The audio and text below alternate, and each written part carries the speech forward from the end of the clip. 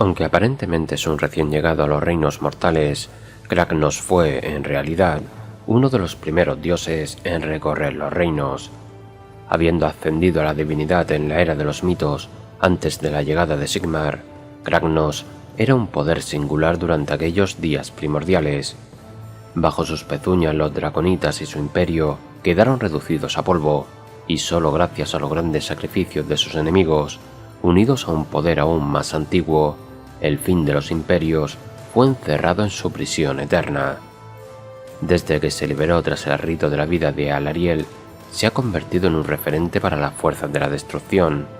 Hizo añicos las puertas de Celsis, que soportaron hasta un ariete con el cráneo de una bestia divina, y lideró la carga del mayor Wa desde la era de los mitos. Aunque fue desterrado una vez más, esta vez no está encarcelado. Permanece en las tierras salvajes de Gur, galopando en busca de nuevos seguidores dignos de él y de presas que aplastar bajo sus pezuñas.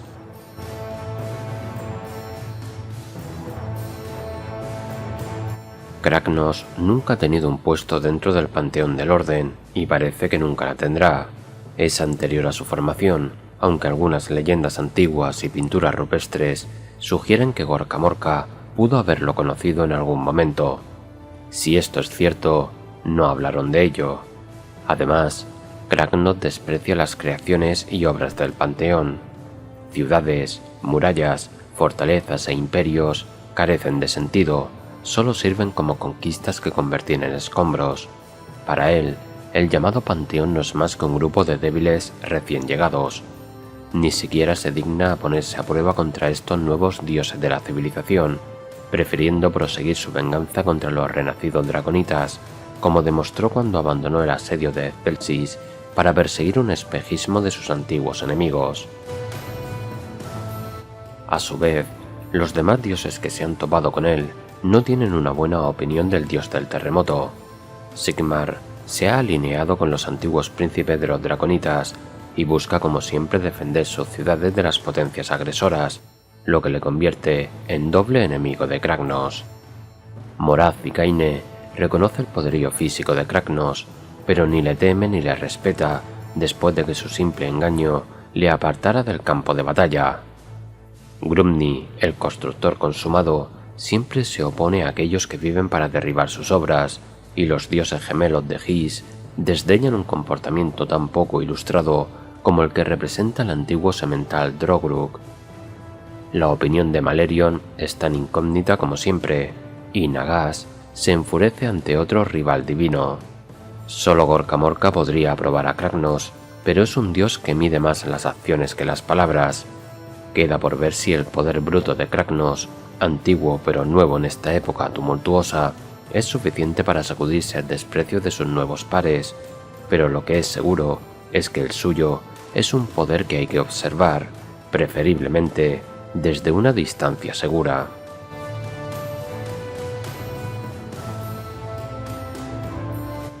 Tras despertar entre las ruinas de sus tierras ancestrales, abandonado en una época desconocida, Kragnos ha resistido como solo puede hacerlo un ser que arde en el fuego de la divinidad. Ha matado enemigos, conquistado ejércitos e incluso reunido una especie de base de poder, todo ello gracias a la furia de sus propias proezas. Sin embargo, a pesar de que su leyenda vuelve a extenderse y de que cada día reúne seguidores, sigue estando completamente solo. Kragnos, el último de su especie, que habla una lengua que casi nadie conoce, salvo su hábil intérprete Gosprak, y el único vestigio de una época tan lejana que ni siquiera las historias de las civilizaciones modernas la reconocen, está aislado de todos los demás. A pesar de su rabia y su dolor, Kragnos sigue siendo un referente para muchos en Gur, y su poder se ha extendido a otros reinos. Los supervivientes del Wa de Gordrak fueron testigos de su poder y hablaron de sus hazañas en tono reverente. El rumor de su poder se extendió por todos los portales del reino que cruzan y hablan del nuevo dios que destroza los muros de las ciudades y cuyas pezuñas parten la tierra bajo sus pies. Además de la devoción de estos extraños predicadores, Kragnos obtiene poder de los mandamaloth que le rodean.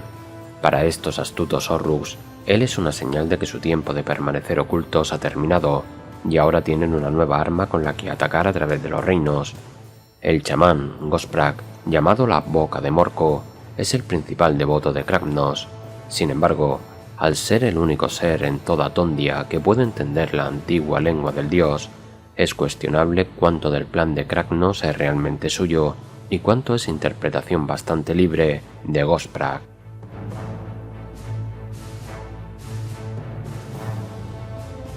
Tras sus hazañas en Excelsis, la devoción por Kragnos se extiende entre las fuerzas de la destrucción. Su destreza, poder y ferocidad han hecho proliferar rápidamente su leyenda. Sin embargo, es tal la naturaleza díscola de su nuevo rebaño que no hay dos que se pongan de acuerdo en qué es lo que le define por encima de todo. Para los rompehuesos es la bestia definitiva y el matabestias a la vez, mientras que para los piñohierros lo que importa es que es el luchador más duro que existe.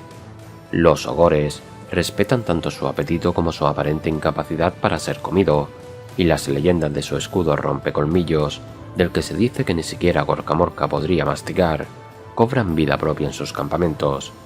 Los gargantes respetan a Kragnos por ser uno de los pocos seres lo bastante grandes como para mirar fijamente a los ojos de los más altos, además de envidiar sus pezuñas, capaces de pisar incluso a los mequetrefes más puntiagudos sin cortarse. Los grots ven a Kragnos como otro enorme jefe gritón que les aporreará por faltarle al respeto, lo que convierte al nuevo dios en parte de una larga y venerable tradición. Sin embargo, los Mandamaloth son los seguidores más fervientes de Kragnos. Aunque su cultura valora más la astucia que la brutalidad, los seguidores del taimado Morco no están por encima de un buen pisotón, y ninguno lo hace mejor que su nuevo dios. Es más, la llegada de Kragnos a los pantanos en los que viven ha sido interpretada como una señal de que su larga espera ha terminado y de que ha llegado el momento de asestar una fea puñalada a la civilización. Pocos forasteros saben cómo se ha extendido la noticia de la llegada de Kragnos más allá de los pantanos de Tondia, pero los Mandamaloth de las ciénagas de todos los reinos se están preparando para la guerra, confiados en que por fin tendrán una oportunidad de atacar los puntos débiles que las ciudades de Sigmar ocultan tras sus muros.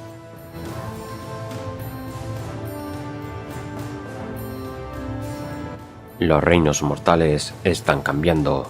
El tiempo de la bestia ha alterado todos los lugares, panteones y pueblos del cosmos, y la regla de este nuevo tiempo es clara. Como los animales en la naturaleza, todos deben adaptarse o morir. Pero a diferencia del Arcanum Optimar, que siguió directamente a la intensa agitación mágica del necroseísmo, el tiempo de la bestia no gira en torno a una causa o acontecimiento singular. Por supuesto, el despertar de Kragnos es clave para el cambio del status quo, y el estruendo de sus pezuñas se oye por todas partes cuando las fuerzas de la destrucción se reúnen bajo su mando. Pero las acciones de Morathi, Teclis, Belagor y Alariel también tuvieron consecuencias de gran alcance, y sus planes arrastraron a la refriega a muchos aliados improbables.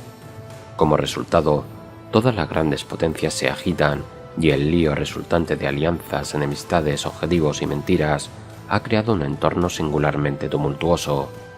En este juego no hay espectadores, solo jugadores, cada uno de ellos con su propio albedrío y una ardiente ambición. Tal vez, entonces, los seguidores de Gorkamorka tengan la razón. Con tantos cambios, no tiene sentido intentar predecir lo que ocurrirá a continuación. La única forma de prevalecer en el tiempo de la bestia es hacerse lo más fuerte posible y enfrentarse a todos los rivales que se te pongan por delante.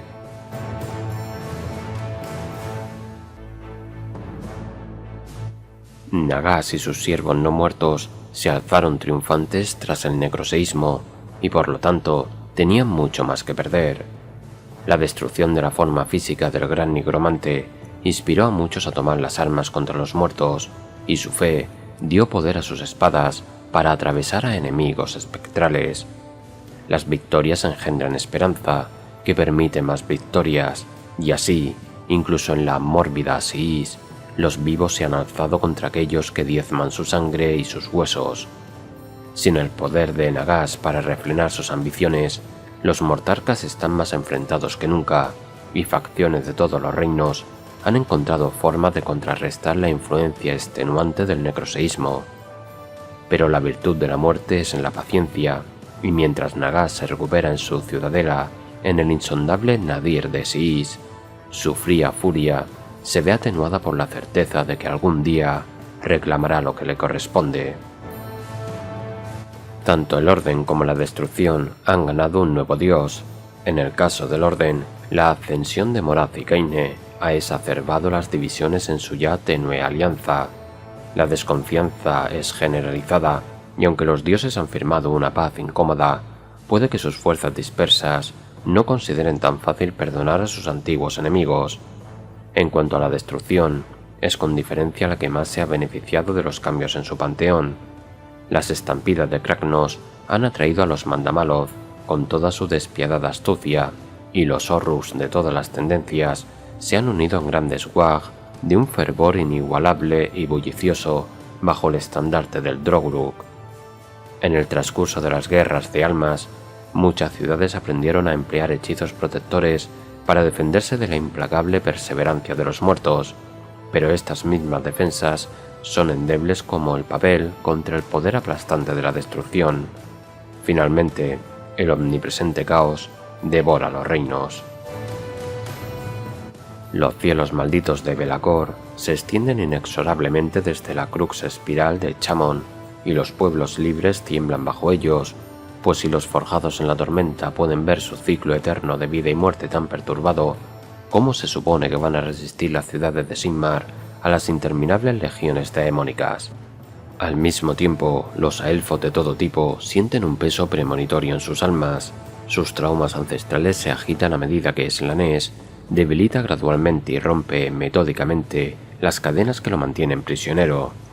Descesa y Sinesa, los daemonios gemelos nacidos de la esencia del príncipe oscuro, actúan como avatares del dios encarcelado, y las dispares huestes de Slanesh predican sin duda el anuncio del inminente regreso de Slanesh.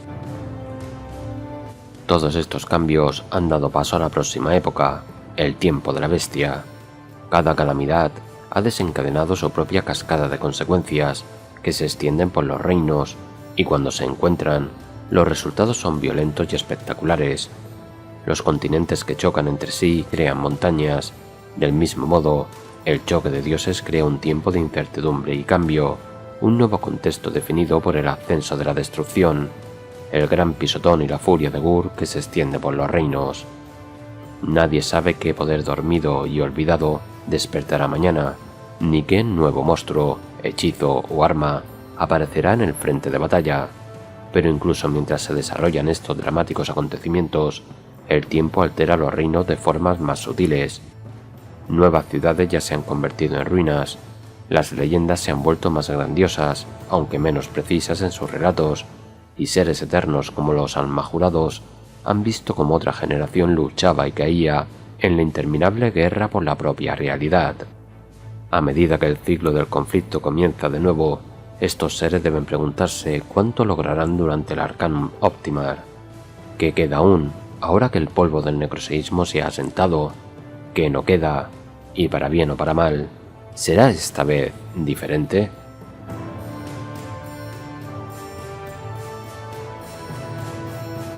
La guerra, a una escala incomprensible, asola los reinos. Las campañas que condujeron al tiempo de la bestia, nunca vistas desde la prehistoria, fueron algunas de las mayores en siglos.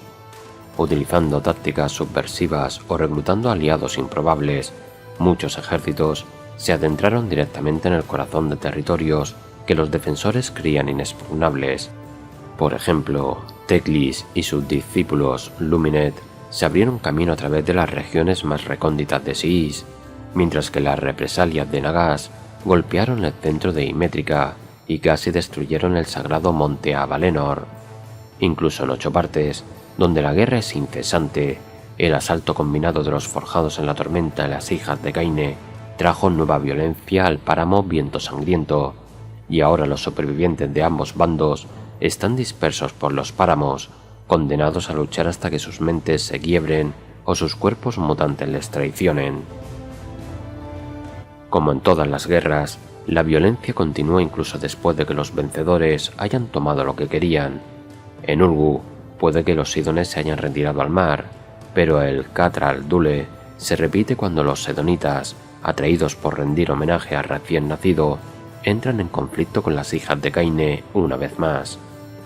La obstinada resistencia de la otrora Guardayunque libra una guerra de guerrillas a lo largo de la costa calimardiente de Axi, a pesar de la paz a regañadientes entre Sigmar y Morathi por el golpe en Harkuron, mientras que la reapertura de la puerta Génesis significa que los Sylvaneth deben dedicar cada vez más fuerzas a defender Giran de 8 partes. La guerra de la luz y la muerte se ha dividido en docenas de conflictos menores, mientras que la oscura Chamon se ha convertido en una zona de guerra generalizada. Por todas partes, saqueadores, bandidos y ambiciosos señores de la guerra se aprovechan del caos, prolongando el conflicto en estas tierras ya devastadas.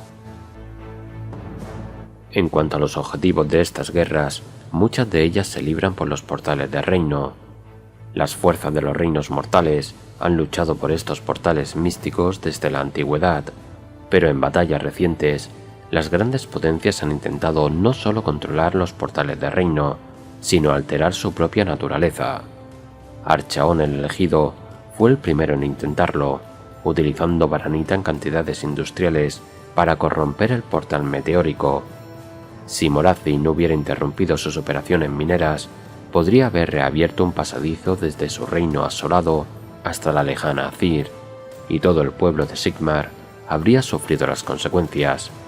Sin las vetas de piedra de reino en las fauces de Barantas, no es probable que complete su trabajo pronto, pero las mutaciones a medio completar en la base del portal meteórico aún permanecen. El siguiente intento, igual de ambicioso, de corromper los portales de reino vino del rey imperecedero, Nagas. Envió a sus mortarcas a los portales del reino de Giran, Chamon e His, con instrucciones de colapsar los antiguos portales y conectarlos al nadir de Siis, que todo lo consume. Estos nadires menores habrían reforzado el alcance de Nagas hasta un punto nunca visto desde el necroseísmo, y aunque él también fracasó, los rituales oscuros siguieron arrojando una sombra mortal sobre las regiones circundantes, envidia en Giran, la espesura apabullante en Chamon y el geosegmento de Imétrica en His. Incluso ahora, los desamparados residentes de estas tierras deben enfrentarse a la violencia de los no muertos y a los efectos fulminantes de su presencia. Fue Belacor, el primer príncipe, quien triunfó donde Archaon y Nagas habían fracasado, aprovechando la destrucción de una torre plateada por los serafones, antes de dañar gravemente otra por infiltración Skaven, destruyó toda una red de portales de reino en la crux espiral de Chamon. Los portales de reino a los que apuntó se derrumbaron sobre sí mismos, arrojando caos en estado puro a los cielos de Chamon, y las fuerzas del orden pronto descubrieron que estas repugnantes nubes podían bloquear la conexión de un forjado en la tormenta con Azir. Aunque los cielos malditos se están extendiendo lentamente desde Chamon a otros reinos, el efecto que han tenido en los viajes y la logística ya es considerable. El transporte entre reinos, que ya era bastante limitado antes de la estratagema de Belacor, se ha vuelto aún más difícil, sobre todo porque los Caradhron y sus aerobajeles fueron los más afectados por el colapso de los portales de reino de la cruz espiral. Al mismo tiempo, los forjados en la tormenta no pueden desplegarse con la seguridad de antaño. La invención de la armadura atronadora ha permitido a los elegidos de Sigmar atravesar el manto de corrupción de Belacor, pero solo aquellos que pasan por el proceso de reforja tienen el honor de portar una armadura atronadora, y atrás han quedado los días en que ejércitos enteros dorados podían materializarse de la nada. Bajo los cielos malditos, los ejércitos de Sigmar deben marchar como lo hicieron en épocas pasadas, ganando con esfuerzo cada palmo de terreno. Sin embargo, no todos los cambios en los reinos fueron para peor. La disolución de la forma física de Nagas permitió a Alarien insuflar nueva vida al cosmos. En un ritual que resucitó el roble de las eras pasadas, un fósil de otra época y un testimonio de la tenacidad de la vida, la Reina Eterna envió impulsos de magia de jade a todos los reinos. Sin quererlo, su rito dio a Kragnos la oportunidad de escapar de su prisión, con consecuencias devastadoras para el pueblo de Gur, pero también desterró las persistentes maldiciones del necroseísmo. Ya no hay espíritus rencorosos ni cadáveres putrefactos que broten de sus tumbas, al menos no en la medida en que lo hacían cuando la muerte era ascendente. En su lugar, la propia tierra se agita para luchar contra la corrupción y la decadencia. Los Aelementores sienten un nuevo vigor en sus formas de guerra. Los compañeros bestiales luchan con más ahínco junto a sus amos, y los lugares de poder natural se erizan con nuevas defensas. Puede que la oscuridad bloquee la luz de Sigendil en aquellos lugares asolados por la malicia de Belacor, pero su canción sigue llegando igual de lejos, y la melodía de la vida alcanza su cenit en todos los reinos. Finalmente, aunque los dioses han terminado sus rituales, las fortificaciones y artefactos que utilizan para llevarlos a cabo no han desaparecido. Las torres del sendero sombrío que Morathi construyó para ayudar a su ascensión siguen en pie, marcando los lugares de poder con franca honestidad en las nieblas de Urgu, que de otro modo serían engañosas. Del mismo modo, el cráter formado por la destrucción de la Torre Plateada aún permanece, irradiando magia de cambio, mientras el aire sobre él se arremolina con aéter oro. Los escombros que rodean el pico doble cuerno aún conservan rastros de los encantamientos Draconite y Serafón que mantuvieron contenido a Kragnos, y en Excelsis, aún conmocionada por el poderoso Wa de Gordrak, los débiles a la tentación ya han empezado a recoger los fragmentos de espejos de la guarida de Decesa y Sinesa entre los escombros de la ciudad. Para la gente a la que le toca recoger los restos, estos lugares representan la oportunidad de ejercer un poder divino y merece la pena arriesgar la vida para conseguirlo.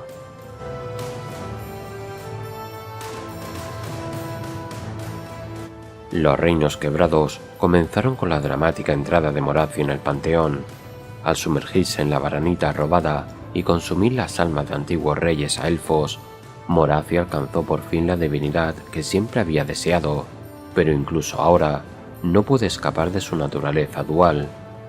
La ambiciosa hechicera de un mundo perdido se convirtió en Morathi Gaine, una diosa regia con alas afiladas, pero también se convirtió en la reina de las sombras, el monstruo torturado en las entrañas de Slanesh, una imponente serpiente cuyo odio asesino le dio la fuerza para batirse en duelo con el mismísimo Kragnos.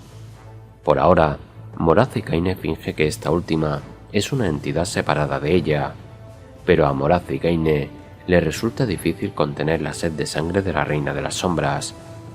Sus asistentes más cercanos no se atreven a decirlo abiertamente, pero pueden oírla discutir consigo misma en sus aposentos, y la forma en que ambos aspectos se mueven a veces como uno solo es difícil de ignorar. Las demás mentiras de Morathi Gaine tampoco han quedado sin respuesta. La antigua alta oráculo afirma haberse fusionado con el dios de las manos ensangrentadas y blande su corazón de hierro con impunidad, pero el engaño que mantiene a los cainitas a elfos bajo su control es cada vez más difícil de digerir con cada nuevo símbolo que lleva su rostro. Hasta ahora, su espionaje y crueldad han mantenido a los disidentes en silencio, pero Morathi Gaine juega un juego peligroso.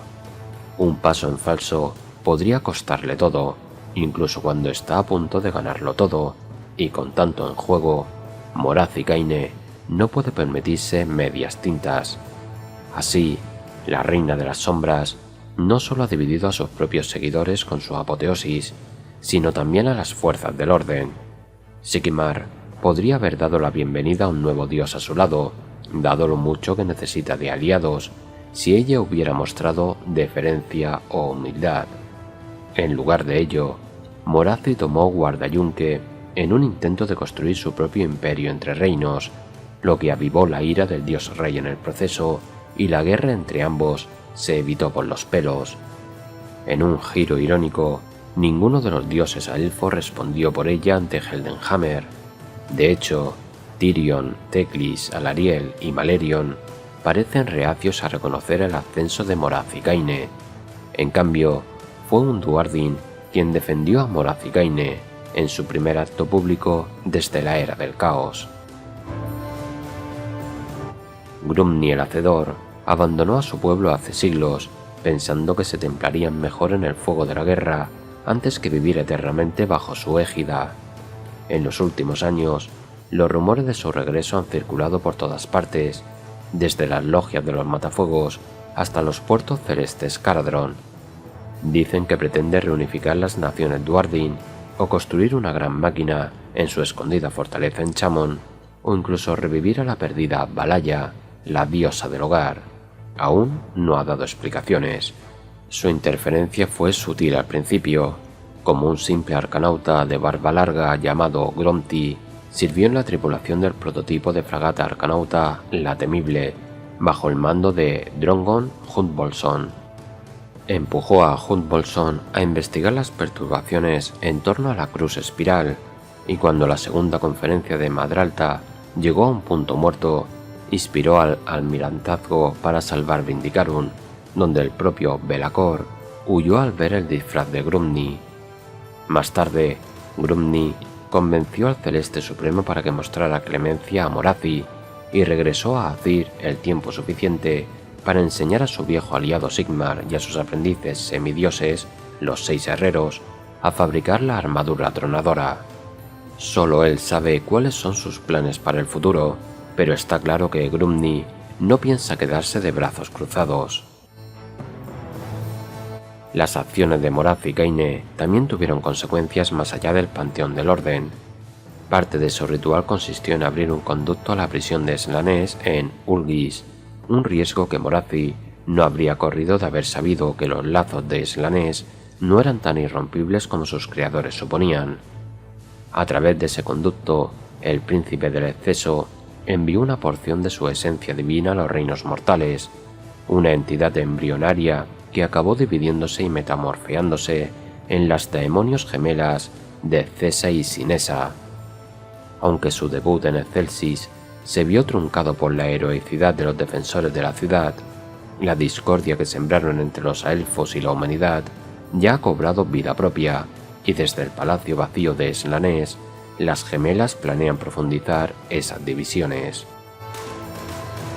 En resumen, al convertirse en diosa, Morazigaine enfureció a Sigmar, obligó a Grumni a salir de su escondite y permitió a Slanesh manifestar nuevos agentes en los reinos. Pero no todos los cambios en el panorama divino pueden achacarse a ella.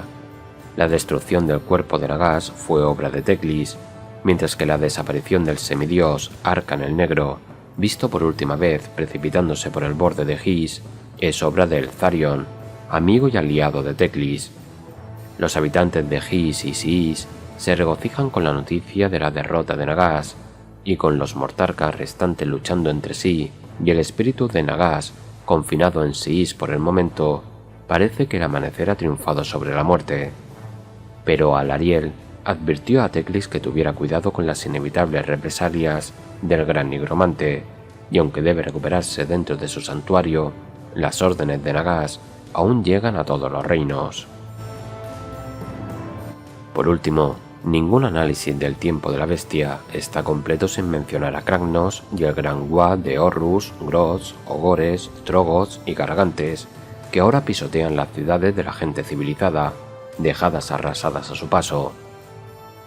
El fin de los imperios es anterior a Sigmar y su insignificante panteón, y aunque algunos hayan olvidado su leyenda con el paso del tiempo, las proclamas de Gosprak y otros adoradores Mandamaloth están reviviendo viejas historias y difundiendo otras nuevas y sangrientas. Las prioridades de Kragnos son simples. En primer lugar, quiere vengarse de sus captores, y sus pezuñas pisotearán los reinos hasta que haya cazado a los draconitas restantes hasta su extinción. En segundo lugar, derribará los endebles edificios de la humanidad mortal, ya que ni los humanos, ni los duardinos, ni los elfos merecen declarar su supremacía mientras aún viva un Drogrug. Estos objetivos le ponen en conflicto directo con los forjados en la tormenta y los draconitas, con valientes cazadores como Indrasta, que acoge con agrado el desafío que representa Kragnos, pero las otras fuerzas del orden no están tan dispuestas a unirse a la lucha. Su postura es similar a la de Moraz-Cikaine y Lord Croak. Como dijo la Reina de las Sombras, lo que no podemos matar, debemos redirigirlo. Derrotar permanentemente a este poder primordial parece imposible, así que la siguiente mejor opción es desviar a Kragnos a otro lugar. Así, sin oposición, con una veintena de objetivos tentadores allá donde va, Kragnos arrasa los reinos con su creciente horda de brutos y astutos adoradores. Por donde pasa, la tierra se hace añicos, y no se puede negar que ha llegado el tiempo de la bestia.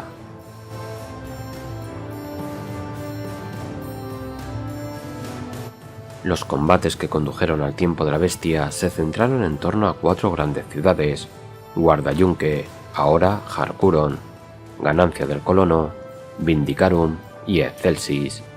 De estas ciudades, Ganancia del Colono fue la que sufrió menos daños, ya que se salvó gracias a la intervención de Teclis, y los nuevos ocupantes de Harkuron conservaron la mayor parte posible de la ciudad para su propio uso. Sin embargo, el fuego brujo redujo a cenizas distritos enteros tanto en Vindicarum como en Excelsis, y los muros destrozados atestiguan lo cerca que estuvieron de la aniquilación.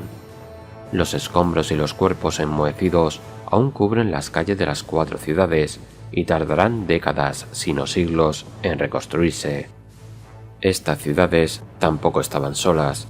Aunque todos los asentamientos de este tiempo se esfuerzan por ser autosuficientes, los 4 lugares de batalla eran grandes potencias en sus regiones y trabajaban con muchos otros pueblos alineados con el orden dentro de su esfera de influencia.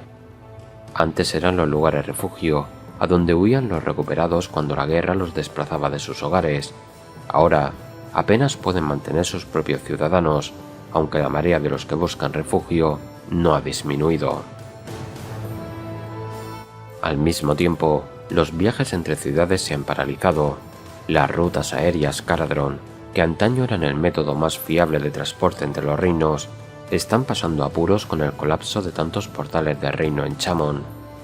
Los duardinos celestes no solo deben buscar nuevas rutas para salir de la cruz espiral, sino que también deben utilizar su combustible con moderación, ya que la detonación de una torre plateada y la corrupción de los cielos malditos han vuelto a dispersar las corrientes locales de Aeteror o de Chamon. Muchos mapas ya estaban obsoletos tras el gran vendaval de la muerte. Ahora, con todos sus avances desde el Garaktormund doblemente echados por tierra, los Caradhran deben centrarse en reponer el sustento vital de su sociedad antes de pensar siquiera en hacer negocios con reinos más lejanos. El transporte marítimo también se tambalea. Aunque los corsarios Flagelo sirven nominalmente a Sigmar, su lealtad vacila a medida que los furiosos aziritas les culpan de la traición de Moraz-Cikaine y se extiende la xenofobia de la hermandad Piedra Nula. Muchos barcos lobo y arcas negras simplemente han abandonado las aguas familiares que rodean la costa de Gur, dejando que las ciudades de Sigmar se tambaleen mientras los corsarios llevan su negocio a clientes más agradecidos. Sin la pericia y la fuerza de los corsarios Flagelo, los veleros de hoy en día son presa fácil de los Sidonet, que se han vuelto cada vez más osados desde su ataque a Guardayunque. Así que, con el cielo y el mar inundados de conflictos, solo queda la tierra, pero los viajes por tierra siguen siendo tan peligrosos como siempre. Mandamaloth y otros seguidores de Gorka Morka vigilan los caminos en busca de nuevas víctimas, mientras que los cielos malditos traen consigo daemonios y adoradores del caos allá donde se extienden.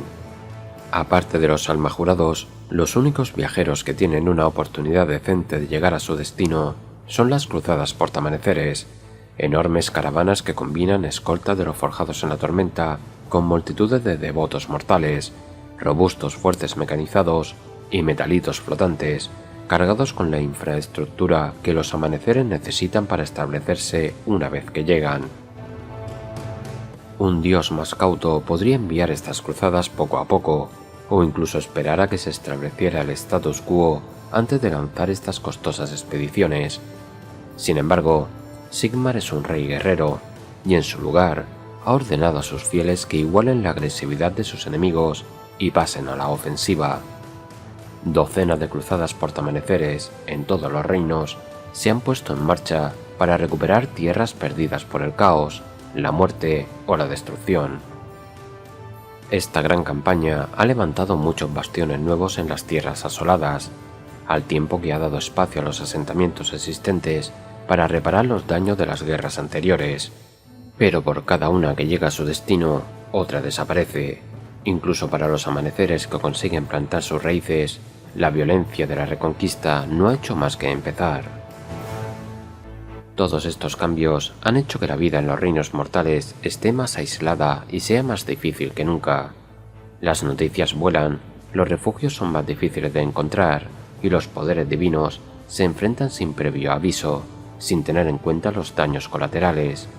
Los que se apiñan en las ciudades superpobladas deben racionar sus provisiones y realizar un trabajo agotador día tras día para reconstruir las defensas en ruinas.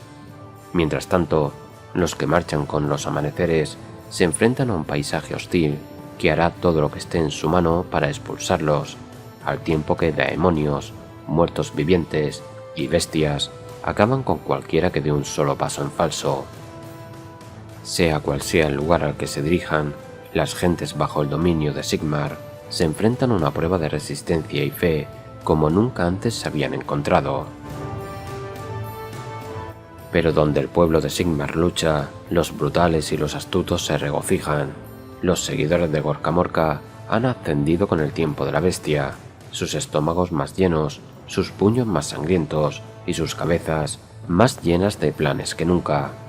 Su cambiante suerte puede atribuirse a una única fuente, Gramnos, el fin de los imperios, que es el antídoto perfecto contra la peste de la civilización que ha infectado los reinos. Desde la era de los mitos, las fuerzas de la destrucción han luchado sin un dios de su lado, y es un testimonio de su poder natural que se mantuvieron firmes incluso sin ventaja divina. Ahora, con Gramnos libre y liberando sus rígidos músculos con cada batalla, la balanza se ha inclinado firmemente a favor de la destrucción. El último Drogrug es algo más que un cuento de hoguera o una visión recibida tras comer una seta verrugosa. Es tan robusto como una montaña, y los páramos sembrados de escombros creados por sus estampidas son los hábitats perfectos para los seguidores de Gorka Morka. Aquí, la caza es buena, las setas crecen densas sobre los cadáveres esparcidos, los latidos del Wa laten con fuerza, y los Yoth, criaturas infantiloides apenas formadas que más tarde se convertirían en Niñatoth o Rus, pueden poner a prueba su temple en un entorno que les endurece. Mientras los débiles sufren durante el tiempo de la bestia, los fuertes se hacen duros y poderosos. Los beneficios de la aparición de Gramnos tampoco se limitan a los Horus y los Grots. Todos aquellos que prosperan en lugares salvajes, desde los Sylvaneth hasta los agusanados, pasando por los bulliciosos cazadores de los forjados en la tormenta llamados templarios astrales, han encontrado el tiempo de la bestia de su agrado. Están especialmente capacitados para recorrer los reinos a pie, donde los que confían en la magia o en los navíos ahora tienen dificultades, y con tantas facciones dispersas o en desorden, la fuerza individual importa ahora más que nunca. Sus aliados, acurrucados dentro de las murallas de las ciudades, pueden mirar con recelo sus salvajes costumbres, pero ellos son exactamente el tipo de gente a la que no le importan esos juicios. En este nuevo tiempo, las personas que abrazan a su bestia interior son las que reinan supremas.